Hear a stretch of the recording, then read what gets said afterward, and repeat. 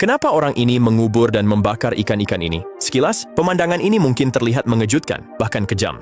Tumpukan ikan dikumpulkan di tepi sungai, lalu dikubur dan dibakar. Tapi di balik tindakan ekstrem ini, ada sebuah masalah lingkungan yang jauh lebih besar.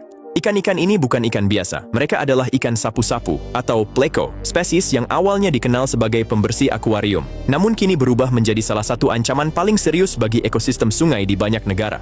Ikan sapu-sapu berasal dari Amerika Selatan. Mereka populer di perdagangan ikan hias karena kemampuannya memakan lumut dan sisa kotoran di akuarium.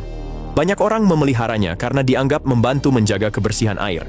Namun masalah dimulai ketika ikan ini dilepaskan ke alam liar, baik sengaja maupun tidak sengaja. Dari situ, mereka beradaptasi dengan sangat cepat, berkembang biak tanpa kendali, dan mulai mendominasi sungai, danau, serta saluran air. Berbeda dengan habitat aslinya, di banyak wilayah baru ikan sapu-sapu hampir tidak memiliki predator alami. Inilah yang membuat populasinya meledak. Dalam waktu singkat, jumlahnya bisa mencapai ribuan, bahkan jutaan ekor di satu kawasan. Mereka mampu bertahan di kondisi air yang buruk, memiliki tubuh berlapis keras seperti armor, dan sangat sulit dikendalikan. Kemampuan bertahan hidup mereka menjadikan ikan ini salah satu spesies invasif paling tangguh. Dampaknya sangat merusak. Ikan sapu-sapu dikenal menggali lubang di tebing sungai untuk bertelur. Lubang-lubang ini melemahkan struktur tanah di pinggir sungai dan menyebabkan erosi, bahkan longsor kecil.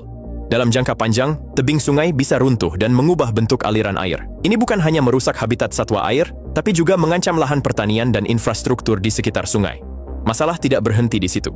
Ikan sapu-sapu juga bersaing langsung dengan ikan lokal dalam mencari makanan dan ruang hidup.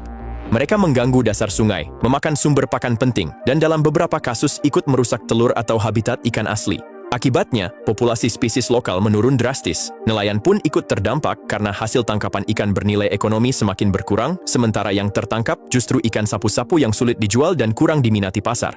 Inilah alasan mengapa di beberapa daerah, warga dan petugas lingkungan melakukan penangkapan massal. Ikan-ikan ini dikumpulkan dalam jumlah besar, lalu dimusnahkan dengan cara dikubur atau dibakar agar tidak kembali ke perairan dan tidak menyebarkan penyakit atau telur yang mungkin masih bertahan. Tindakan ini memang terlihat keras, namun bagi banyak komunitas, ini dianggap sebagai langkah darurat untuk menyelamatkan ekosistem yang sudah terlanjur terganggu. Fenomena ini menjadi pelajaran penting tentang bahaya spesies invasif. Seringkali masalah besar berawal dari sesuatu yang terlihat kecil dan tidak berbahaya. Seekor ikan akuarium yang dilepas ke sungai bisa berkembang menjadi bencana ekologis bertahun-tahun kemudian.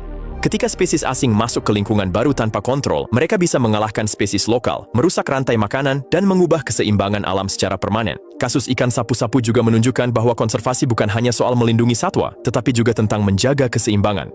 Tidak semua hewan yang hidup di alam selalu membawa manfaat bagi lingkungan tempat mereka berada.